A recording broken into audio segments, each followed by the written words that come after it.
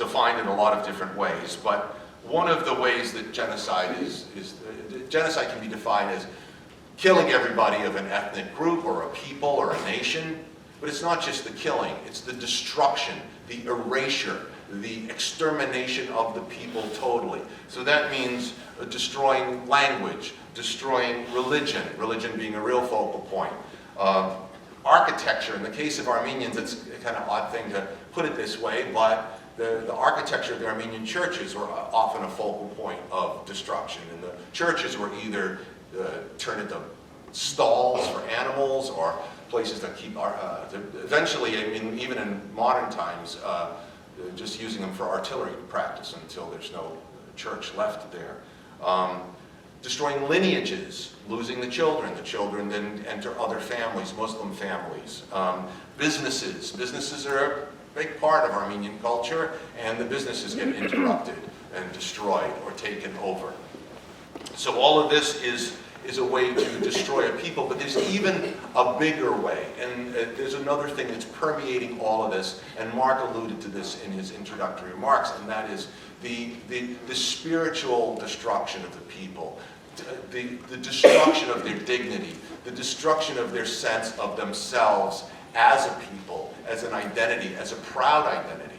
And the identity of Armenians was very concrete as Armenians. I don't know anything about other people, I'm not a sociologist, but Armenians had been put in a situation for thousands of years, well, yes, almost thousands of years of identifying themselves, as the Christian people of this region. It's not just the Turks. I mean, there's the Persians, there's Zoroastrians, and they don't believe in Christianity and fight with the Armenians. That's what Vartanets is all about. Or the Arabs, who are also Muslim, the Mongols, who are Muslim. So all these people are putting pressure on this community, and thus the community becomes, I mean, you're either on the bus or you're off the bus. And this is the same true with Jews, of course. The identity keeps getting more and more solidified. And so then when the nation gets hit the way it did, which was mind-blowing for the people. I mean, if I look at my own grandparents and the way that they looked at what had happened to the people in their villages, they always saw it as sort of a local thing. And I think it wasn't until the very end of the war when people could really tally up what had happened, and it's really beyond imagination, that thousands of villages were destroyed. Hundreds of neighborhoods that were identified as Armenian in towns and cities all over the Ottoman Empire were destroyed. Everything was gone. I mean, can you imagine, like, everybody in Massachusetts gone, everybody you knew, everybody that you were related to, everyone who was a friend, gone. It was all gone. And I think the people were in a kind of a shock because of this. And one of the things, like I said, that Mark alluded to was not just did they instigate it through revolutionary behavior, but, and this is really hard to say and kind of nauseating to say out loud, but I think it does have something to do with the Turkic mentality, is they were weak. They were weak, so they got what they deserved. From a perspective of a Turkic or Mongol culture going back to a time when these were ultra-violent societies, armies, they had a militaristic point of view. It's like looking at things like Darwinian. It's like, well, if you're if you're a rabbit, then the lion has to eat you. You know, if you're a sheep, the lion has to eat you. You're sheep. You went willingly. You didn't do anything. And in the same case as what happened with the Armenians as with the Germans, in which the Germans learned very important lessons about this, it wasn't about weak people fighting strong people. It was about people being tricked by the hegemonic, the people in power. So the government says, you guys have to go in the army. You're out of here. You guys have to go report down at the local police station. You're out of here. You people are going to be relocated to a new place. They're tricking the people. And step by step, very cleverly, the people are eradicated. It's political and it's criminal, and this is what happened. But still, this lingering scent of this bad feeling of, why didn't we do something? And to give you a concrete example, during the Hamidian, am I going too long? Am I going? I'm going. Good. I'm going. Good. Plenty of tape. I'm almost done because this all gets to a point. But in the 1890s, when the Hamidian massacres happened in the same regions against the Armenians, Kurdish predations against the Armenian people living there under Abdul Hamid, hundreds of thousands of people died, but there was also a sense, like if you were a young man, if you were me, well, I'm not a young man anymore, but let's say a younger version of me, if I was a young me, and I'm in a village, and we know that the army is coming, or the Kurdish guys are coming, and the Hamadaya, they're coming to wreak havoc in my village, I go up in the mountains for a while, wait, and maybe in a couple of months things calm down, or in a month and I come back. That's a way of survival, it's a form of survival. Well, I don't think anybody could imagine what was about to unfold in these same regions in 1915 and 1916. So you can have instances where young men, able-bodied men, are taking off for the hills, and they're watching what's going on down at their village. And what's happening in their village? All the local people are being rounded up, and they're in these caravans going out into the desert. What do they think is happening? They have a sense that people are being relocated. I don't think they're necessarily thinking every man, woman, and child in this town is being taken out to the desert to be killed. So in their mind, we can attack this caravan, we can try and fight back, but if we do that, maybe these soldiers will kill everybody in the caravan, so we better not do that. We better just keep an eye on things for now. And in that situation, you've got this horrible catch-22 where you're damned if you do and you're damned if you don't. So in the instances where they didn't do anything, where there was nothing, no attack on the caravans go off into the desert, and these men find out maybe years later that everybody on that caravan died, was murdered, taken to a valley somewhere and killed. And so that's just part of the guilt and the problem with all of this. So it's a spiritual cancer in the Armenian people. Now, if we go to the end of the war and we look at 1919, what's happening at this point, and again, this is way too complicated for me to be able to explain right now, but there's a young Republic of Armenia. It is the result, it's sort of the end result of the war. It's a region between Turkey and Russia. And this region has attracted, it's now a state, it has leaders, and in fact the ARF, who will be talked about in a second, are pretty much the leaders of this new state. And they've got to try and figure out how to make a state run. And they have hundreds of thousands of refugees, tens of thousands of orphans. People are sick, people are dying, people are starving, and they're literally dying in the streets of Yerevan at this point, 1919, 1920. So the leadership of the Armenian community, the political leadership, has to decide where are our priorities. And in the thick of all of this, a group of men who ended up being based here in the United States felt that their priority was to to mete out the justice that had been meted out, because all of these men, Talat, Enver, not Jamal, but Talat, Enver, and others, Shakir, had been sentenced to death in absentia at these trials in Constantinople.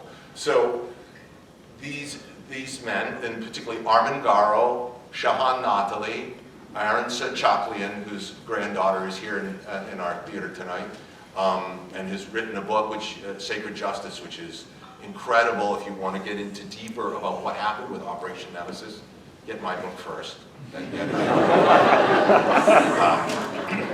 No, it depends on how you want to look at it. Her book is fantastic, and you should definitely get her book. But the thing is, these men made this priority. This priority was, we're going to take out these guys. Not just for revenge, not just for meting out justice, but because possibly they were going to come back to power, and if they came back to power, what's going to happen? Clearly, they had a priority of destroying Armenians. They don't want them to come back into power, and they were definitely planning that.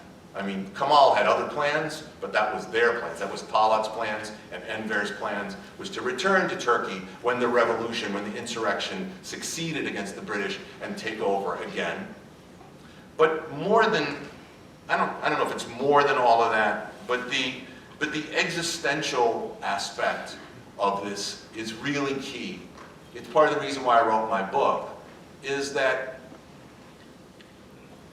by Soghomon Tehlirian assassinating Talat, and by these other men assassinating, these other armed Fedayeen assassinating these other Turkish leaders, and they did assassinate Talat, Jamal, Shakir. They did not get Nazim or Enver, they got Said Halim Pasha. All of these men were assassinated. It was an existential statement. We exist, we fight back, we stand up as a people, and we have a hero. And this was all thought through beforehand, because the idea was for Tehlirian, when he assassinated Talat, to be arrested, for there to be a trial, so that all this could be said out loud in the world. And so what they're doing is giving their people their dignity back. And I think it's a very key part of what they did. And they gave the Armenian people a hero. And yes, I'm there. I'm there with the 30 seconds. I'm going to read one paragraph, and then we'll be done. I'll leave it at this. The immensity of the Armenian genocide is beyond conception. How can human beings commit such atrocities? The crime defies an answer. What we do know is that such a crime against humanity must be reacted to, and that it must be memorialized. Thus, Operation Nemesis. Though the men and women of Operation Nemesis broke the laws of man, they did so to bring some portion of sanity to an insane world. The unthinkable actually cannot be answered, but in the case of Armin Garo, Shahan Natli, Soghomon Tehlirian, and others, to act was the only way to continue living. Otherwise, they too would have been consumed by the insanity. The Nemesis Fedayeen did not see themselves as terrorists. From their point of view, their actions were driven by motives that far surpass simple retribution or revenge. As holy warriors, they believed their domain to be spiritual, not political. Their job was to exact some fraction of justice. In other words, killing Talat Pasha, Jamal Pasha, Behedin Shakir, and Said Halim Pasha was an attempt to bring some kind of balance to the universe. The CUP leadership, in the eyes of Garo and Natali, had evaded just punishment for mass murder. Though the perpetrators were convicted by a court of law in Constantinople, those convictions were later thrown out by the new Ankara government. A new Turkish regime was taking shape, and it was clear that the men who had organized and carried out the genocide would participate in it. To let these men walk free would be wrong in the deepest sense.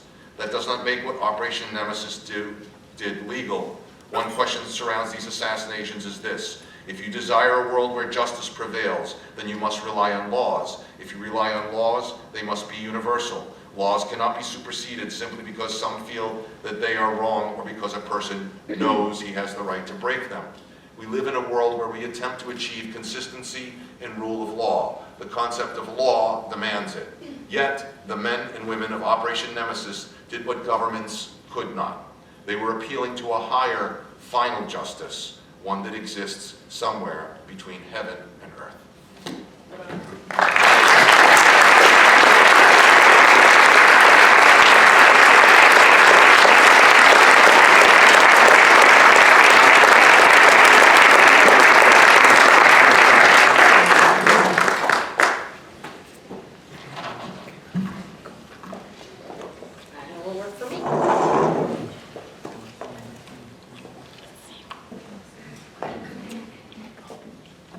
So you may have noticed I'm not the tallest person in the world. And sitting there made me feel like a mushroom. So I said, I better stand up. So I thank the organizers for including me, and I thank my fellow panelists for allowing me to join all of you. And of course, I thank you for being here at all. So when Mark told me that the focus tonight was armed resistance, I protested. I said, he's hot on armed resistance, I'm cold on armed resistance.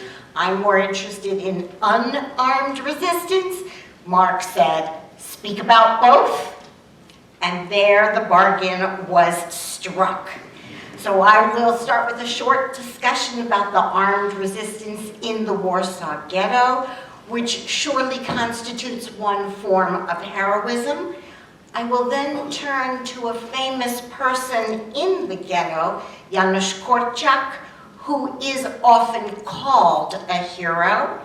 And I will conclude with an extraordinary, ordinary woman as seen by her daughter. My aim here is twofold: to highlight the role and function of age and gender, and to complicate our ideas about resistance and heroism. I will speak for 24 minutes, plus minus 10%, depending upon how often I breathe. German policy led to death. Physical conditions in the German-instituted long-term ghettos led to death. In Warsaw, for example, 30% of the city's population squeezed into 2.5% of its area. A mere 4% of the city streets fell within the Jewish quarter, and most didn't run the entire length. A piece was in the ghetto, and the remainder was on the other side. Food was allocated just as unequally. Daily rations allotted the Germans came to 2,600 calories, 700 to Gentile Poles, and 184 calories a day for Jews. By the end of 1940, over half of the Jewish population in German-occupied Poland needed social assistance, and that was just the beginning. All of the Jews in the long-term ghettos of Eastern Europe would have succumbed eventually to the lethal conditions of their daily lives.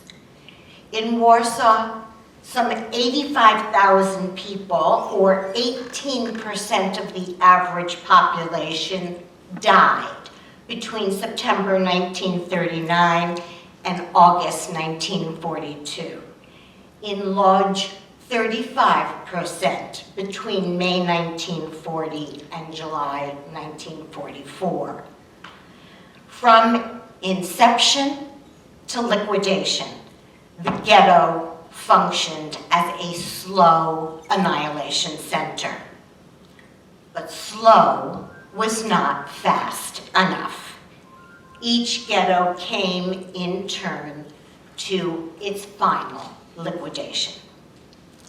In Warsaw, many young women and men began to realize in the spring of 1942 that there was no way out.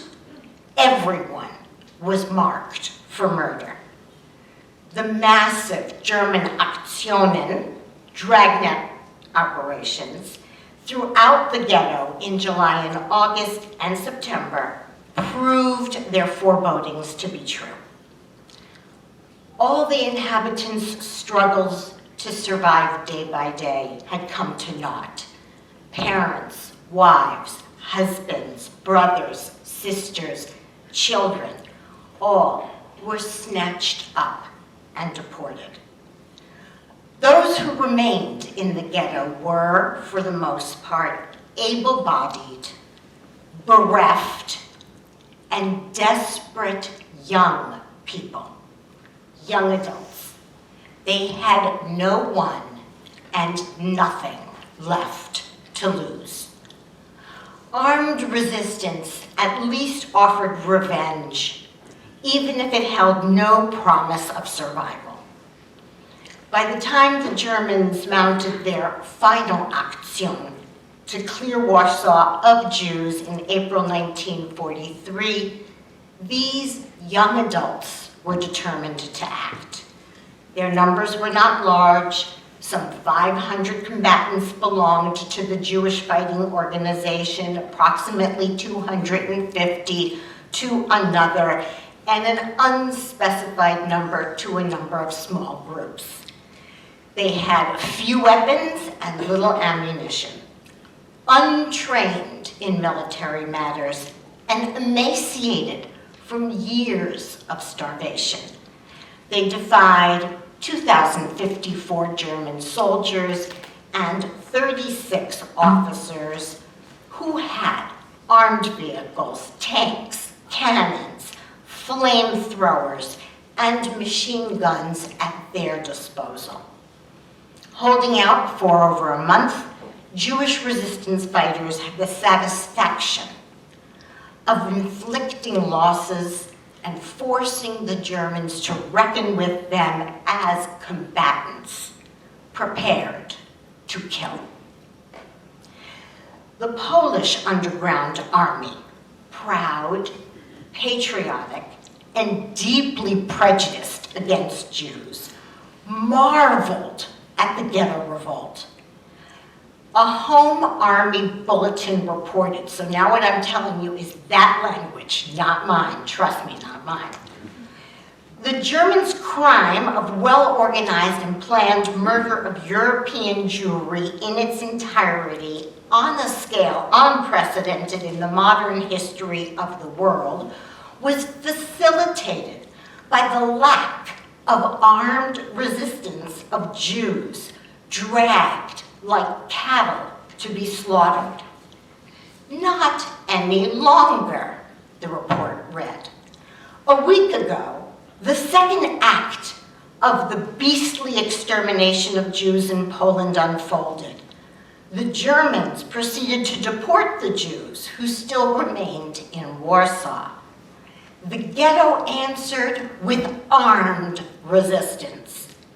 The Jewish Combat Organization waged an unequal battle, with weak forces lacking weapons and ammunition, deprived of water, blinded by smoke and fire. The Jewish fighters defended streets and single houses.